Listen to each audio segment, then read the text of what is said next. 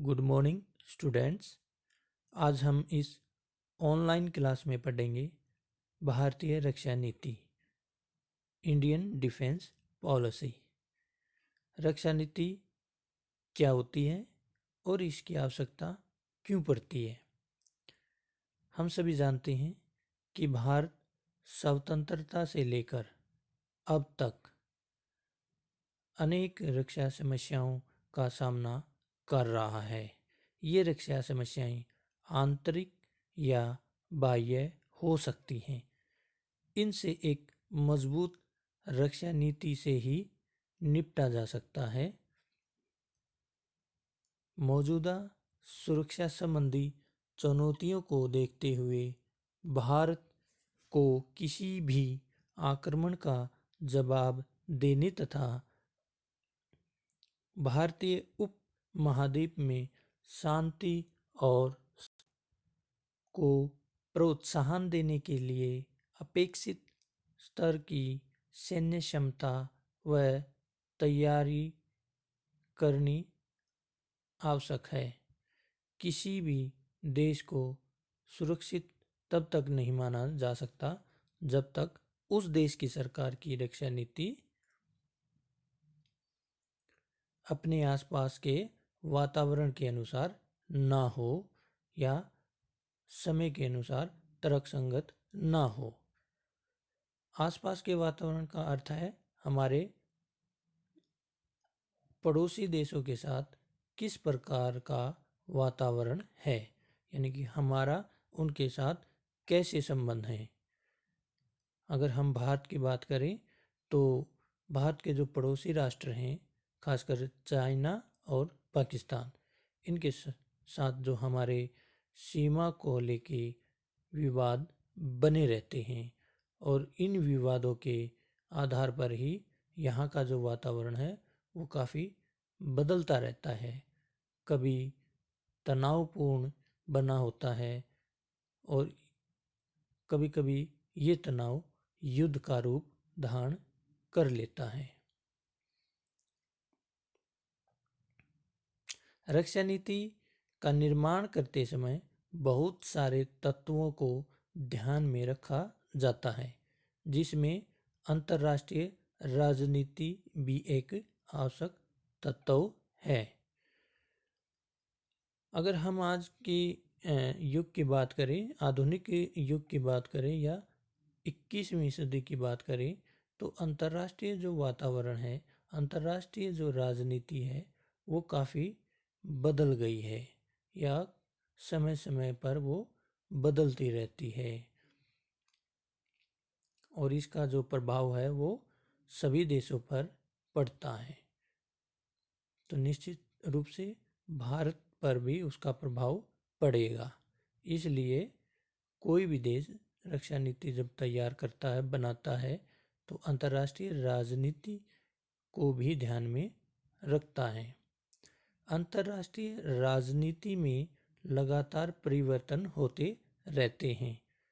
खासकर वर्तमान परिवेश में देश किसी भी सरकार का सबसे प्रथम उत्तरदायित्व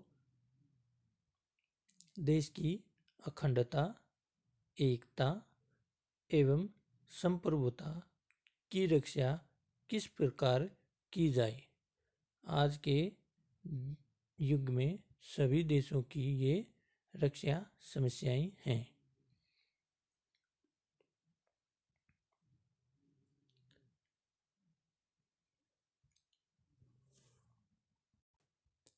अपने पड़ोसी राष्ट्रों के साथ लगती सीमाओं की रक्षा करना सरकार का मुख्य कार्य है। यानी कि जो सरकारें हैं उनका मुख्य कार्य क्या है, हमारे देश की जो सीमाएं हैं वो कैसे सुरक्षित उनको किया जाए, या जो दुश्मन राष्ट्र है, शत्रु राष्ट्र है, उससे हमारी सीमाएं कैसे सुरक्षित रखी जाएं। यह एक विचारणीय, चिंतनीय विषय रहता है। रक्षा नीति को निर्धारित करने के लिए कुछ तत्वों को ध्यान में रखना आवश्यक है, जो इस प्रकार हैं। सबसे पहले भौगोलिक स्थिति, ज्योग्राफिकल लोकेशन। किसी भी देश की रक्षा नीति के निर्माण में भौगोलिक स्थिति तथा उस देश की सीमाओं का विशेष महत्व है। भौगोलिक दृष्टि से भारत, चीन, पाकिस्तान, बांग्लादेश एवं नेपाल जैसे देशों के साथ भारत की सीमाएं लगती हैं। इस मैप में हम देख सकते हैं कि हमारे पड़ोसी राष्ट्र कौन से हैं।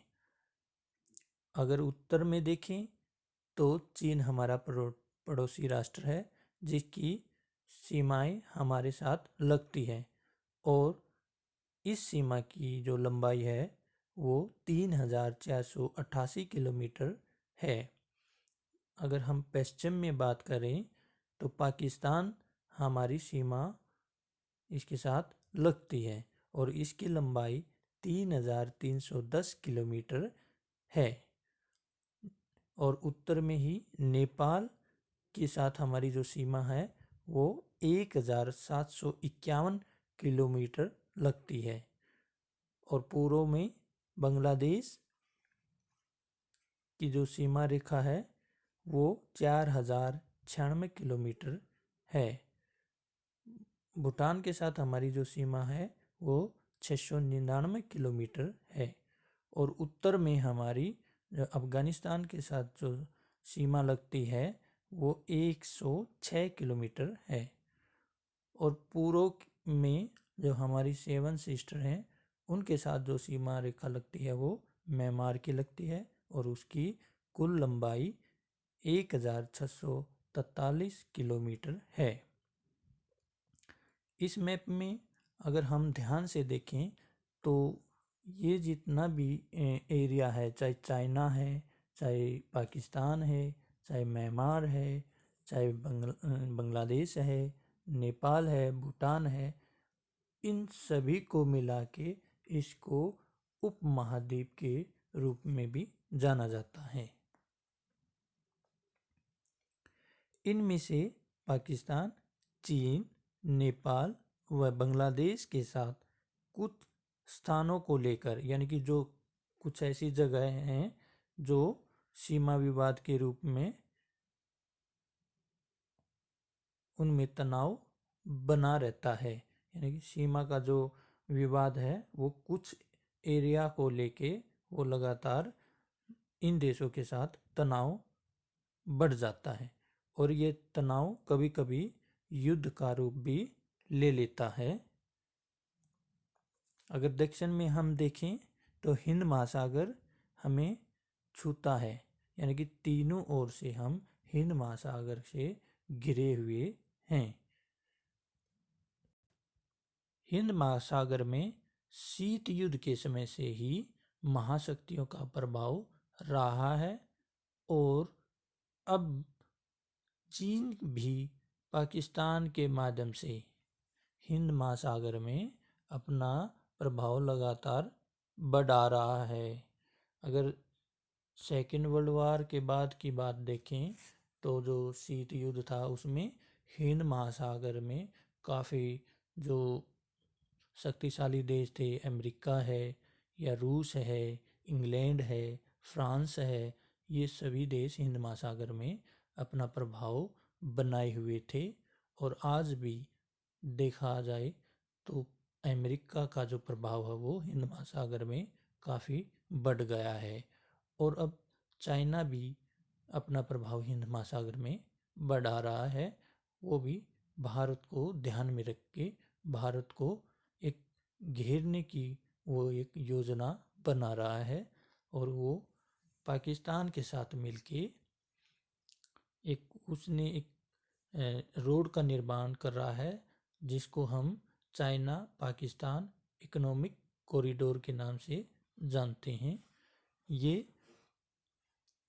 चीन से शुरू होके पीओके से होते हुए पाकिस्तान से होते हुए जो पाकिस्तान की कराची की जो बंदरगाह है और गवादर की जो बंदरगाह है, वहाँ तक ये रोड चाइना को जोड़ता है। और जैसे ही ये रोड बन जाएंगे तो चाइना का जो हिंद महासागर में डायरेक्ट कनेक्शन हो जाएगा, यानी कि वो पहले जो एक सर्कल से होते हुए हिंद महासागर में चीन पहले जलीय रास्तों से होते हुए, मार्ग से होते हुए हिंद महासागर में अपने व्यापार करता था, लेकिन इस रोड के बन जाने के बाद उसकी जो उपस्थिति है वो हिंद महासागर में बढ़ जाएगी और यहाँ से वो अपने व्यापार है या सैनिकों का जो भी रख रखाव है वो इन बंदरगाहों के माध्यम से वो रखेगा और हमारी जो सुरक्षा है वो डायरेक्ट हमें प्रभावित करेंगी, क्योंकि हमारी जो हिंद महासागर में जो एक चाइना की जो उपस्थिति रहेगी वो हमारे लिए एक खतरा होगी या हमारी सुरक्षा के लिए एक खतरा पैदा करने वाली, सुरक्षा के लिए खतरा पैदा हो जाएगा।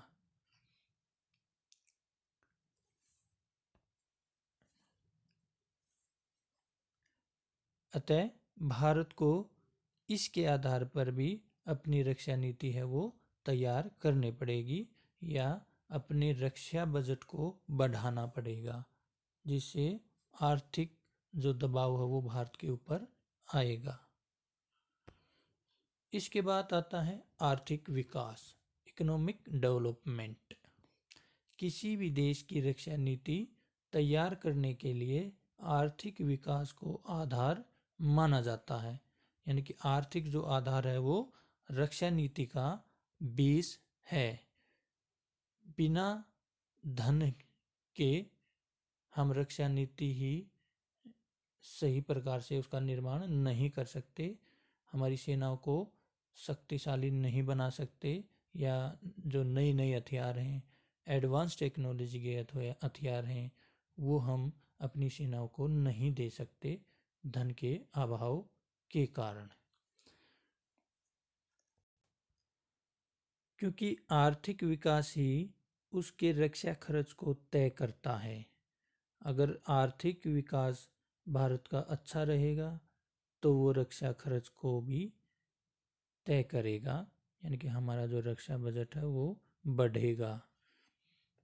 हमारे पास पर्याप्त प्राकृतिक संसाधन है, औद्योगिक विकास, वैज्ञानिक एवं तकनीकी प्रगति, यातायात एवं संचार व्यवस्था के साथ ही संख्यात्मक एवं गुणात्मक जनसंख्या भी है।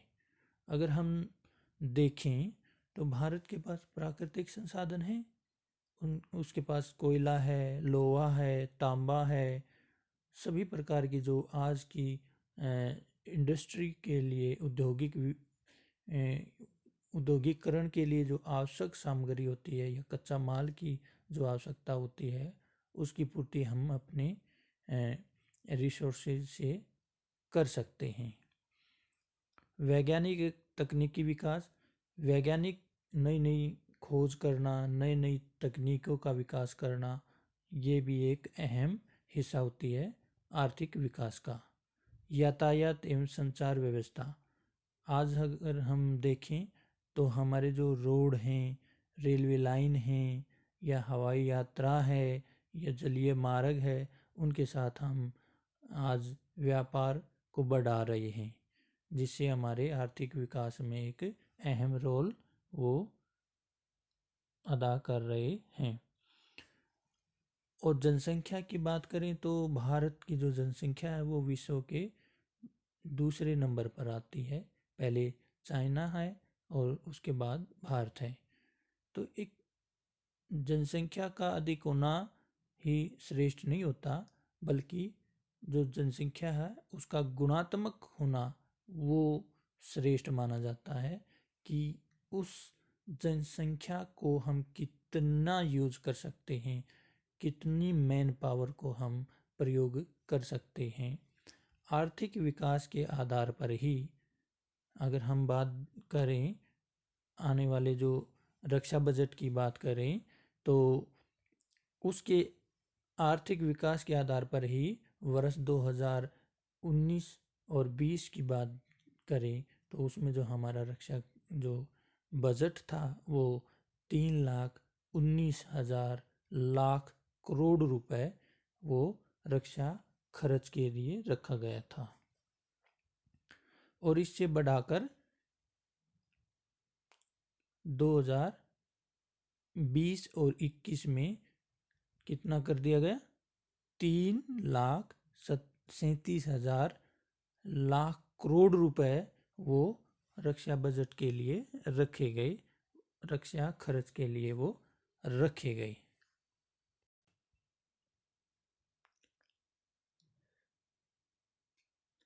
इसमें लगभग 5.8% की वृद्धि हुई। यानी जो हमने 2019-20 का जो रक्षा बजट था और 2020-21 का जो रक्षा बजट था वो 5.8% वो 2019-20 के रक्षा बजट से ज़्यादा था। वास्तव में रक्षा नीति के निर्धारण में देश का आर्थिक विकास ही सर्वाधिक जो सक्रिय भूमिका वो निभाता है।